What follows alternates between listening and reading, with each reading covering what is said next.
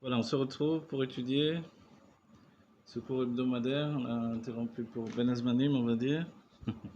On reprend Vesimcha Vetuv Levav. Ce qui est important, c'est qu'on est rentré dans une autre période, une nouvelle période, c'est la période de Elul. Et Elul, ce sont les initiales de Ani Ledodi Vedodili. Ani Ledodi Vedodili. Pourquoi je le cite de cette manière-là? Effectivement, ce sont deux périodes. Ani Ledodi, première période, a priori c'est la période de Elul.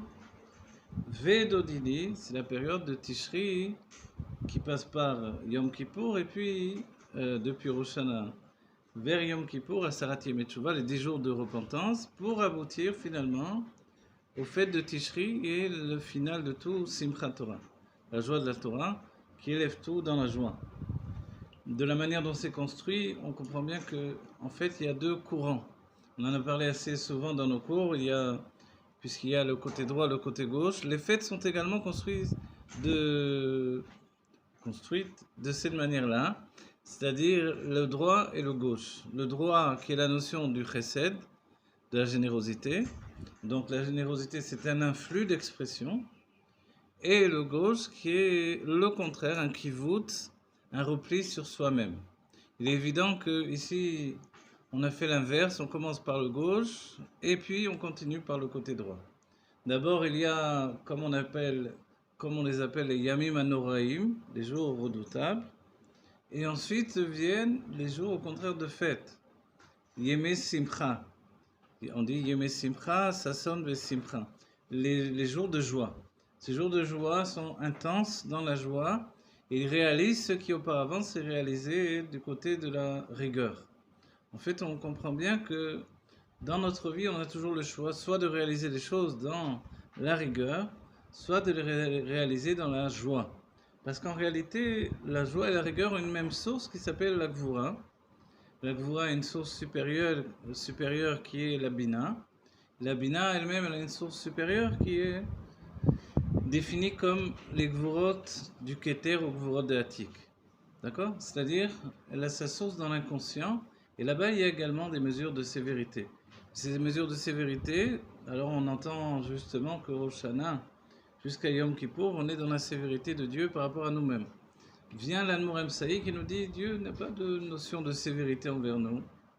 Mais quand on parle de la royauté, la Malchut de Hatzilut, la royauté de Rosh Hashanah, c'est la Malchut de Hatzilut, la royauté du monde de l'émanation. En fait, cette royauté n'a pas forcément des mesures de rigueur envers les Juifs. Si elle n'a pas des mesures de rigueur envers les Juifs, alors d'où vient la rigueur que l'on peut avoir dans l'année à venir, puisque Shana, la Shana, l'année qui est de l'étymologie de Shinouï, elle peut très bien être également définie comme Shana, les Shanot, répéter les mêmes situations passées. C'est-à-dire on peut vivre une année qui n'est pas nouvelle si ce n'est dans le calendrier, mais autrement, elle porte toujours sa même teneur on pourrait même dire en pouranout, c'est-à-dire en malheur. Et les sages ont dit depuis longtemps, Al tityaesh mina pouranout. Ne te désespère pas des malheurs. Sous-entendu, espère toujours et pense que les choses peuvent s'améliorer, les choses peuvent se changer. Dans cet ordre d'esprit, la Shana, elle doit apporter sa notion de shinui, de renouveau. Et le renouveau, c'est justement non seulement de reprendre ce qu'il y avait de bon dans l'année passée, mais de rajouter maintenant une vision totalement nouvelle qui est basée sur le positif. Et c'est comme cela, hein, vous en avez parlé un petit peu avant le cours, la notion de Sourmera Versetov, on s'éloigne du mal et ensuite on fait le bien, on s'éloigne du mal en regrettant le passé. On dit que c'est la veille de Rosh Hashanah, la veille de la nouvelle année, et à partir de Rosh Hashanah, on prend des décisions pour l'avenir. C'est bien que le Rabbi disait qu'à chaque Rosh Hashanah, on prend un petit quelque chose en plus. Et pour celui qui prendrait chaque année quelque chose de plus, et puis il n'a plus de temps pour espérer, le Rabbi a précisé, quand je demande de prendre quelque chose en plus, que ce soit pour le Yom ou les dettes, qui est la nouvelle année de personnel d'une personne, ou de Rosh Hashanah, ou de Rosh Hashanah Chassidut, ou de toutes ces dates qui coïncident avec la nouveauté, avec le renouveau. Le Rabbi dit, en fait, il faut sous-entendre Beichut ve l'orak bekamut en français, non seulement dans le nombre, c'est-à-dire rajouter encore quelque chose de nouveau, mais également dans la qualité. Sous-entendu, améliorer ce que l'on possède déjà, c'est un renouveau qui est important, qui a une place importante dans notre judaïsme, puisque justement ça se reflète dans l'idée de l'étude elle-même, qui est comme l'année, puisqu'on dit Tana dans les termes de la Torah, Shana, les Shanot, c'est le fait d'étudier. Vous voyez, Tana de Veliou, Tana de Rabbi Ishmael, Tana. Qu'est-ce que ce Tana dans la Torah? Ce Tana, il veut dire Shana. Shana, on va dire c'est l'année. Non, Shana, c'est l'étude. Donc, Shoné Pirko Me'apamim, Shoné Pirko Me'apamim Ve'echad, celui qui étudie 100 fois une chose, et avant c'était l'habitude d'étudier 100 fois le même sujet, et puis celui qui étudie 100 fois et une fois de plus, 101 fois, c'est comme s'il avait déjà accédé à 200 fois. Sous-entendu qu'il rentre dans une perfection qui est liée au dépassement de l'être. Et ça, c'est exactement ce que l'on doit atteindre à la nouvelle année, dépasser la situation figée de notre destin et lui donner de se remodeler selon notre désir. Et notre désir, on peut souhaiter qu'il soit à l'image du désir de Dieu, mais on peut dire que, a priori, c'est le désir de Dieu qui l'emporte et plus précisément la volonté divine. Mais on s'aperçoit que notre volonté joue une grande place dans tout ça. C'est pour ça, en revenant sur ce que dit l'Admour Amsaï dans le livre Ater et Rosh, qui est un livre que l'on étudie dès le commencement du mois de Elul, il nous dit que, en fait, la malchut du monde de Hatzilut, la royauté du monde de l'émanation, n'a pas de rigueur. La rigueur qui se trouve là-bas, c'est moi qui l'y ai introduite. J'introduis de la rigueur là où il n'y en a pas. Sous-entendu, lorsque je juge les autres et que je me juge moi-même de manière sévère, alors cette sévérité, elle me revient de nouveau, elle vient face à moi, elle me revient comme un boomerang à la figure, on va dire d'une certaine manière. Donc à moi dès ce commencement du mois, et on est Rosh Chodesh Elul, alors Ani le Dodi ve Dodili, je suis à mon bien-aimé, évidemment dès qu'on entend ces termes-là, on se doute bien qu'il s'agit du Shir HaShirim, donc une histoire d'amour entre Kadosh Baruch Hu et nous-mêmes. Cette histoire d'amour, c'est l'histoire en fait d'un amour profond, puissant entre les Juifs et Dieu, un amour incommensurable qui ne peut s'arrêter jamais, si ce n'est de par le fait de construire en fait une relation continue. Mais le désir, lui, il est de plus en plus grand, de plus en plus intense. Et ce désir qui n'est jamais rassasié, c'est comme à l'image de la manne qui ne rassasiait jamais. Alors c'est de rester toujours affamé. C'est ça l'image du désir que l'on doit avoir de Dieu, un désir ininterrompu. Et ceci dit, dans le monde actuel, dès que l'on a un désir trop fort, on en paye souvent le prix par un déséquilibrage de l'aide d'une manière ou d'une autre. Tandis que dans la Géoula, alors dans la Géoula, le plaisir et le désir sont ininterrompus sans pour autant apporter une chute dans l'être et un préjudice quelconque. En fait, cette avancée de notre être vers la Géoula, qui est l'avancée vers la nouvelle année, alors c'est une avancée qui est définitive dès que l'on engage quelque chose de très très profond, c'est-à-dire l'essence de notre être. Dès ce moment-là, on peut faire des changements définitifs. Et pour ça, il faut se rappeler que le jour de Rosh Hashanah lui-même, c'est le jour où il nous est donné de rétablir le plaisir de Dieu pour la royauté. Sous-entendu que la royauté, la veille de Rosh Hashanah, s'est retirée. En termes hébraïques, il y a eu une istalkout de la malchut. C'est comme si la malchut est remontée dans son monde, mais la malchut se départage en deux parties. Le dernier maillon du monde de l'émanation, de Hatzilut, et le premier maillon du monde de Bria. La Malchut, qui est la dernière sphira, puisqu'il est dit Chesed, auparavant évidemment, Chorma, Binadad, Chesed, Gvura, Tiferet, Netzar, Od, Yesod, et Malchut finalement, elle-même devient le Keter du monde de Bria. On peut se dire, mais comment il est possible qu'elle transcende totalement sa définition? Puisqu'elle est Malchut, royauté, elle devient couronne. On va dire, a priori, oui, il y a un lien, évident. La couronne et la royauté, l'un va avec l'autre.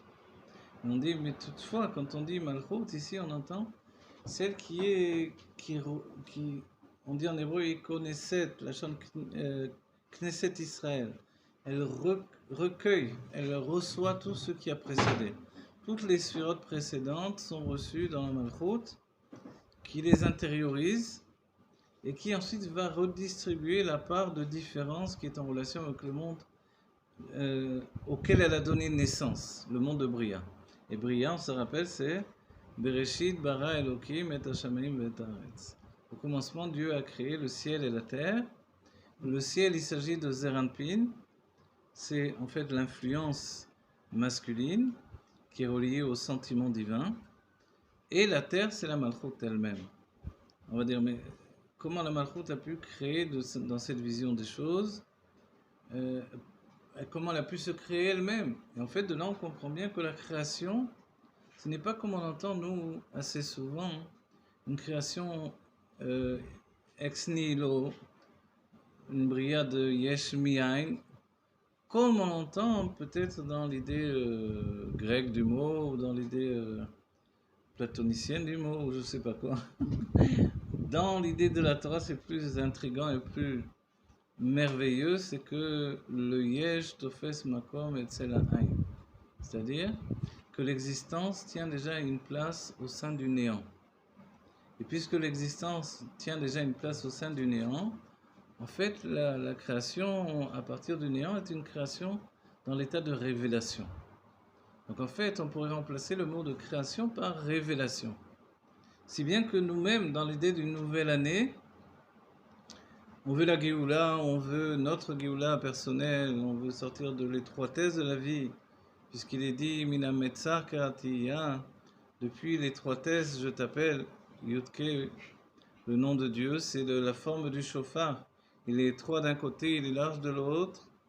Alors, depuis l'étroitesse du shofar, on appelle Dieu, il nous répond Aneni Bemechavia, Dieu il nous répond dans la largeur, dans la largesse. La largesse ou la largeur, c'est aussi la largesse ou la largeur de l'esprit, en traduction hébraïque de ce que l'on appelle Mochin de Gadlut.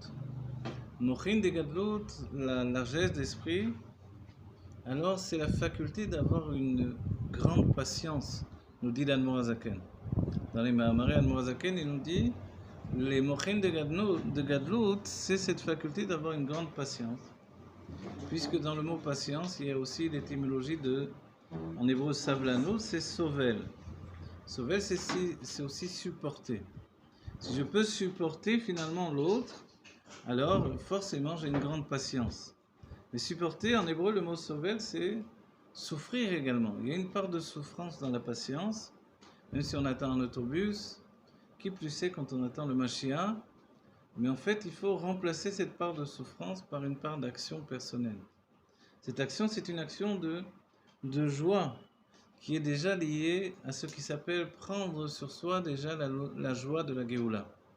Et le Rabbi nous a expliqué ce phénomène-là et nous a enjoint même de prendre sur nous la joie de la Géoula, non pas uniquement comme une joie à crédit, bon, ça viendra un jour, mais également comme une troufa, comme une guérison au mal qui est relatif, inhérent à la patience elle-même. Puisque celui qui dit patiente, donc ça veut dire souffre, apprends à souffrir. On t'a promis la Géoula, on t'a dit que tout allait changer, que le monde serait un monde différent. Et il est dit, Shamaim Chadashim ve'eretz Chadasha, un ciel nouveau et une terre nouvelle. Dans ce cas-là, tu ne peux qu'avoir une souffrance en te réveillant, en voyant que le monde est toujours le même a priori.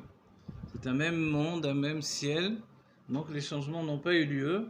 Et si on reprend l'étymologie et la structure kabbalistique, on va dire, le ciel, forcément, ce sont les sentiments, et la terre elle-même, alors on a dit la malchoute par rapport à notre situation d'expression dans la parole et l'action. Donc si dans ma parole et dans mon action, je suis toujours le même, si dans mes sentiments, je suis toujours le même, a priori, où est-il? Où sont-ils ces cieux nouveaux et cette terre nouvelle? En fait, on se dit, bon voilà, rien n'a changé. Et c'est là où le Rabbi nous dit, prends sur toi déjà la joie de la Géoula.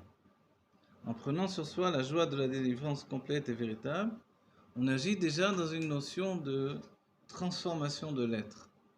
En transformant l'être profondément, on l'attache à la sphira de la Bina. La joie vient de la Bina, qui est la réflexion intellectuelle divine. Cette réflexion intellectuelle divine est capable de donner naissance à un nouveau, on va dire un nouvel homme, une nouvelle situation, un nouveau ciel, de nouveaux cieux, et puis une nouvelle terre. La Malchut et Zeranpint, qui sont un couple divin, qui sont en même temps des frères et sœurs, c'est ce que l'on appelle une âme sœur.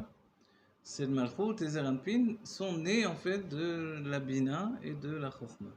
C'est ce que l'on dit tous les jours dans le Shem Yichud, le Yachdash et le Shem Yudke Vevavke, le Yichudash Shelim, le Shem Kol Israël. On sous-entend également que c'est relié à tout le peuple juif, on est tous shutafim associés dans cette action-là. D'accord? Donc en fait, chacun d'entre nous, on doit mettre en place une nouveauté dans notre vie, actionner l'élixir de joie qui est capable de nous entraîner vers un renouveau profond. Ce renouveau profond de l'être, c'est un renouveau parce que on s'attache à une tchouva supérieure. Et là, on apporte un autre enseignement. Dans la base de ce qui s'appelle la tchouva veut dire tachouv, reviens. Et on pose la question, reviens où? Et là, on verra déjà dans le Ramak, dans le Tomer Dvorah, par exemple, il rapportera ces notions de E, Tata, E, Ilaha, on le retrouve dans le Zohar évidemment, c'est cette notion du E inférieur ou du E supérieur, parce que Tchouva c'est Tachouf E, reviens vers le E. Alors, ça veut dire quoi le E? Donc soit la Malchut qui est l'action concrète, soit la Bina. Et il est évident d'après notre explication que c'est seulement la Bina qui est à même de transformer la personnalité de l'intérieur et de donner naissance à un nouvel être du côté des sentiments et du côté de l'expression. On ne nous demande pas de manière naturelle d'être un tzaddik, de manière naturelle. On nous demande de créer le tzaddik que nous sommes par le travail que nous avons entamé. Et pour base et pour exemple de ce que je viens de dire, c'est le livre du Tanya. Le livre du Tanya fait état d'un homme qui est le Benoni, un homme qui ne chute pas en pensée, en parole et en action, qui ne fait aucune faute, dans l'expression, mais pourtant qui est attaqué, harcelé par le Yetzer Hara. Tandis que le tzaddik n'est jamais attaqué ni harcelé par le Yetzer Hara. Même le tzaddik Vetovlo n'est devenu Tovlo que parce qu'il s'est transformé depuis le Ralo vers le Tovlo, ou alors un tzaddik Vetovlo qui est né déjà en situation de Tovlo, c'est-à-dire le tzaddik qui est déjà parfait, ou le tzaddik imparfait. David Ameller, on dit qu'il était un tzaddik imparfait, il est devenu un tzaddik parfait. Comment il y est arrivé? Avec des taniyot et des sigoufim, en prenant sur lui de s'octroyer des privations et de jeûner régulièrement. Grâce à ça, il a enlevé, alors on va dire, c'est quoi la différence entre un tzaddik et un autre? C'est dans l'inconscient uniquement. Il y a encore un attrait shemetz mineu, un petit peu d'inconscient qui est attiré par un élément dans le monde. Que ça soit la musique, qui peut être une musique profane, que ce soit l'étude des sciences, que ce soit la nourriture, que ce soit d'autres choses plus fortes peut-être ou moins fortes. Quoi qu'il en soit, il y a toujours un petit peu de quelque chose qui fait qu'il n'est pas passé au stade de tzaddik vetovlo. Et donc le passage se fait par un travail personnel. Pour notre travail à nous, le Benoni, lui, il est toujours Behemsa à Avoda. C'est-à-dire que le Benoni est toujours un homme qui travaille. Il n'est pas après le travail, il est pendant le travail. Et c'est là où ça nous ressemble. Nous sommes également harcelés par le Yetzer Hara, mais nous avons la faculté de ne pas fauter en s'engageant, comme on peut dire, dans les Tzivot Hashem, dans les armées de Dieu. Et on dit ces armées sont Neganmi, Neganma, elles sont contre le Yetzer Hara, contre le penchant au mal qui nous entraîne pour nous détourner de Dieu. Alors on va dire, mais qu'est-ce qu'on lui propose? Qu'est-ce qu'on peut faire contre lui? On peut utiliser ce qui s'appelle le Seder. L'Admorazaken nous dit que le Seder, c'est plus grand que la Chassidoute elle-même. La Chassidoute, c'est de rajouter dans la qualité des mitzvot de faire plus que ce que le Ikar Adin me demande, ce que la loi dans l'aspect minimum me demande. Donc j'essaierai toujours d'embellir les mitzvot au maximum. Ça c'est la chassidut. Et qu'est-ce que le seder? Le seder, c'est de fixer des temps précis pour les choses. Et lorsque l'on fixe des temps précis pour les choses, alors on a une force décuplée, puisqu'on peut le voir même de l'autre côté, quand quelqu'un se fixe des temps précis pour manger, pour dormir, pour ce qu'on veut. Alors, il a aussi une force pour accomplir ces choses-là, pour faire du sport, pour ci, pour là. Quand on a le doucha, on fixe un temps précis pour chaque chose, alors on a une faculté de remporter le combat contre notre Yetzirah. Et c'est là où l'Anmoazaken nous dira que le Seder, c'est plus important que la Chassidut elle-même. Vous voyez? Donc en fait, ce Seder que l'on doit s'imposer, et qui plus est quand on rentre dans le Chodesh Elul, c'est un Seder de Gdusha, de sainteté. Le Seder de sainteté, évidemment, demande de ne pas s'éloigner vers l'attrait et l'imagerie. On peut rajouter même l'imagerie populaire des forces du mal. Qu'est-ce que l'imagerie populaire des forces du mal? C'est justement l'attrait que l'on a au quotidien pour ces images qui nous entraînent, qui nous éloignent de Dieu. Pourquoi des images en particulier? Parce que l'âme animale, par exemple, tel que c'est rapporté dans le Tafresh Hanbet par rapport à la mitzvah de la para Adoma, parashat Rukat, il nous dit que, en fait, ce qui est mauvais, qui nous fait chuter, ce n'est pas tant le Yetzer. Le Yetzer, c'est un mouvement de l'âme, un attrait vers les choses. Il nous dit, en fait, c'est l'âme animale qui prend cet influx de l'âme, ce désir, en fait, de se réaliser, ce désir de vivre, ce désir de manger, ce désir de jouir, et qui tout à coup lui donne un dessein. C'est ce dessein-là qui est négatif. Ce dessein, c'est le dessein qui est à même de tuer tout ce qu'il y a de bon dans notre vie. Et on peut donner des images au quotidien les plus simples. Quelqu'un a faim, un mari a faim, il revient de la tefila. Tout de suite dans sa tête se projette, il a envie de manger ça et ça et ça. Il arrive à la maison, il n'y a pas du tout ça et ça et ça. Il n'y a rien du tout. Alors forcément, le territoire est propice à la dispute. Parce qu'il y a une rancœur, parce qu'il y a un manque, parce qu'il y a effectivement des tas de choses qui entraînent que chez lui, maintenant, son dessein n'a pas été réalisé. Etc. dans toutes les choses de la vie. Un dessein d'attirance vers la beauté féminine, vers la beauté artistique, vers la spiritualité de l'autre côté, vers des tas de choses où finalement, ma déception me porte à l'encontre d'une grande rancœur envers le monde et les choses et les êtres. Voilà. Et donc, en fait, ce que dit le Rabbi Rachab, c'est que si je suis capable de brûler ce dessin comme on brûle la vache rousse, c'était l'action de la vache rousse, je brûle en fait le dessin qui vient de l'imagination négative et je suis tout à coup projeté par l'influx de ma volonté, de mon désir, et ça, ce n'est pas une mauvaise chose. Au contraire.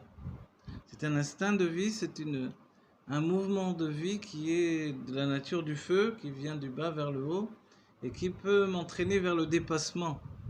Donc en fait, ce qui est négatif, c'est ce dessin-là. Et quand je suis habitué à me projeter un dessin, je peux rentrer effectivement dans des fantasmes et des choses terribles qui vont me détruire de l'intérieur sans que je n'ai fait aucune faute a priori à l'extérieur. Mais à l'intérieur, je suis, comme on dit, miné. Tout à coup, à l'intérieur, la personne s'est détériorée. Et ça, c'est la chose la plus terrible. C'est ça ce qu'il faut brûler. Et pour le brûler, il n'y a pas d'autre situation que de ne pas lui laisser le temps de s'installer. Et c'est pour ça que les chassidim, depuis l'Anmoazaken, ont compris que le travail, finalement, c'est en fait le fait d'avoir l'esprit plein. On a l'esprit plein, on est tout le temps en train de réfléchir. On réfléchit, si on peut, on étudie. Le moment où on n'étudie pas, alors on n'a pas de livre, par exemple, où on n'a plus les forces d'étudier, alors on peut maintenant au moins répéter balpé par cœur ce que l'on a appris. Si alors ce que l'on a appris par cœur vient à nous manquer également, alors il nous reste la pensée. La pensée peut être également un travail de hitbonenu, de réflexion, pour ne jamais rester, ne jamais tomber dans les forces du mal et dans le dessein qui nous amène à nous détruire de l'intérieur. D'accord? Donc en fait, ça, il ne dépend que de nous d'être ce juif qui est comme un Benoni, qui est toujours Behemsa Avoda. On dit que le grand plaisir de Dieu, c'est celui qui est au milieu du travail. Non pas qu'il ait travaillé déjà, mais qu'il est en train de travailler. Voilà, maintenant la question qui se pose, c'est à savoir si la rigueur que l'on peut porter sur soi-même, est-ce que cette rigueur, elle est inconsciente ou est-ce qu'elle est toujours consciente? Il est évident que l'un des grands travaux de la chassidoute en général, et en particulier la chassidoute Rabbah, c'est de travailler sur l'inconscient. C'est dans ce fait-là que c'est considéré, selon les termes de l'Admorazaken, qui sont empruntés à la Gemara, un chemin long et court. Un chemin long parce que c'est la route vers l'inconscient, et court parce que les buts sont atteints finalement. Là, je traduis le livre du Rav Nautique, la dernière partie de son livre, et dans cette dernière partie, il a axé justement les enseignements sur le chinour, sur l'éducation. Et sur l'éducation, il met en avant le fait que, selon la chassidoute, justement, la notion d'éducation, telle qu'on a reçue nous-mêmes par les enseignements du Rabbi qui viennent des Rebbeim précédemment, c'est de ne pas attendre l'éveil conscient de l'enfant pour l'éduquer vers la maturité et la transformation dans le fait d'aboutir et de devenir un homme bien, on va dire, bien dans les normes de Torah et Mitzvot. Alors, l'idée du Rabbi, c'est d'antécéder cette transformation de l'être, et puisqu'elle n'est pas basée sur l'aspect conscient de la personne, mais elle touche l'inconscient de la personne, alors elle n'est pas liée justement au dévoilement de la maturité. Donc on n'attendra pas, tel qu'il a été défini selon le Shulchan Aruch, le père commence à enseigner la Torah à son fils dès le moment où cet enfant commence à parler et à comprendre, avoir, comme on dit dans les termes de Torah, un higayon, c'est-à-dire une logique. Donc dans ce cas-là, on peut commencer à lui enseigner la Torah, à lui expliquer les lettres, etc. Mais on fera précéder l'éducation par quelque chose qui touche totalement son inconscient. Et là, le Rabbi nous dit, c'est pour cela que l'éducation, en fait, elle commence dès le moment où les parents s'unissent. Dans cette union des parents, il y a déjà les germes de l'éducation de l'enfant. Et ensuite, quand l'enfant se trouve dans le ventre de la mère, alors on lui fait déjà entendre des musiques de sainteté, on lui fait déjà entendre des paroles de Torah, on le fait déjà résider dans des lieux de sainteté, etc. Comme il est dit que dans les Pirkei Avot, finalement, où une mère emmenait son fils pour qu'il écoute les paroles de la Torah. Et grâce à ça, il est devenu un des grands sages, un des grands Tanaïm de la Torah d'Israël. Donc dans cet ordre d'esprit, pour chacun d'entre nous, on n'a pas besoin de dire de non, chacun, nous sommes à l'image même de cet homme-là. Nous sommes tous capables, dans notre génération, d'être cet enfant que l'on a porté à la Beth Knesset pour qu'il entende des paroles de Torah. On va dire, oui, mais si on n'a pas eu cette éducation, alors forcément, on est capable nous-mêmes de travailler sur nous-mêmes pour réaliser une éducation personnelle qui visera en fait la reconnexion avec l'enfant qui était dans le ventre de la mère. C'est là où on revient à l'inconscient, qui étudiait toute la Torah et qui avait déjà cette conscience de toutes les mitzvot, de tous les commandements divins, et qui est venu dans ce monde et qui savait pourquoi il était venu dans ce monde. Il savait ses réincarnations, etc. etc. Voilà. Je ne vais pas m'attarder là-dessus. Finalement, cet enfant-là, il est à même d'être un tzaddik, non seulement un Benoni, mais également un tzaddik. En fait, nous-mêmes, nous sommes capables de nous reconnecter avec cet enfant-là. Et c'est là où on voit dans toutes les mesures qui sont prises par l'éducation moderne, qui ont été influencées par la chassidoute, nous dit alors le Rav Nautique dans le texte, en remportant les enseignements du Rabbi. Finalement, ça a influencé la psychologie moderne, qui sait bien que la source même du développement d'un adulte provient de son enfance, et non seulement de son enfance éveillée et consciente, mais également dans l'enfance, dans les états précédents, quand l'enfant, par exemple, marche à quatre pattes, ou quand l'enfant est encore en train de boire le lait de la mère. Dans tous ces états précédents, alors il y a déjà des influences et peut-être, que Dieu préserve, des traumatismes. Donc il faut gérer et générer si besoin est, comme certaines branches de la psychologie qui demandent à une personne adulte de marcher à quatre pattes pour réaliser finalement un lien avec cette période de l'enfance et lui permettre de retrouver totalement cette époque-là et de vivre et de pouvoir également corriger des erreurs de parcours, on va dire. Voilà. Donc sous-entendu que même la psychologie et l'éducation moderne prend en compte que l'enfant et l'adulte ne peuvent pas simplement être transformés depuis l'éveil de l'intellect, mais au contraire, en revenant à un état précédent à l'éveil de l'intellect, on agit sur un état, comme on dira dans la chassidut, de pshitut, de simplicité. Cette simplicité elle-même, elle est à même de devenir tout ce que l'on doit être. Et si la simplicité a été, entre guillemets, dévoyée, déformulée, détournée, alors c'est là où on a perdu beaucoup de notre être en chemin. Et c'est ce que le Rabbi dira par rapport au pirouge du Rashi. Il est dit que le Rashi lui-même a écrit que son pirouge c'est pour un enfant de 5 ans. Et le Rabbi fait quand même remarquer que comment on peut penser que ce pirouge c'est pour un enfant de 5 ans quand on voit que le Rashi possède tous les degrés de l'explication du Pardes, Pshat, Remez, Drash et Sod, jusqu'à la Kabbalah. Donc en fait, on se demande comment c'est possible. Quel enfant de 5 ans? Et le Rabbi précise un enfant de 5 ans qui n'a pas été dénaturé, qui n'a pas été détourné de la logique naturelle de son être. Et c'est pour cet enfant de 5 ans que le Rashi vient parler. Donc de là, on comprend bien qu'il y a un chemin qui est, pour chacun d'entre nous, un chemin de droiture. Malgré qu'il est dit, que l'homme se déplace sur un chemin qui lui appartient, qui est le sien, et même lorsqu'il va vieillir, finalement, il continuera sur ce chemin, il faut le ramener sur un autre chemin, mais en lui préservant ce chemin qui lui appartient. C'est un tania particulier sur ce sujet-là, ça s'appelle Chinour le Katan, éduquer le petit enfant. On va dire, ça veut dire quoi toute cette histoire? Sous-entendu que le chemin Yachar, c'est le chemin des tzadikim, la ligne droite, mais qu'il y a aussi d'autres chemins qui sont plus ou moins tortueux et que les hommes empruntent. Comme il est dit, Bishvili Nivra Olam, c'est vrai. Alors pour moi, le monde a été créé et on peut très bien l'entendre. Bishvili, Beshvili, dans mon chemin à moi. En hébreu, un shvil, c'est un chemin. Le monde a été créé. Moi, je ne perçois le monde que dans mon cheminement personnel, qui est aussi le cheminement de ma pensée. En même temps, il est dit, tu connaîtras Dieu dans toutes tes voies.